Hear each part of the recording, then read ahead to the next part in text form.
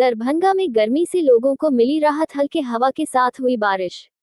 आज सुबह करीब 9 बजे के बाद मौसम ने अचानक करवट बदल ली और दरभंगा जिला के कई इलाकों में हल्के हवा के साथ साथ बारिश होने लगी है। बारिश होने से लोगों को गर्मी से राहत मिली।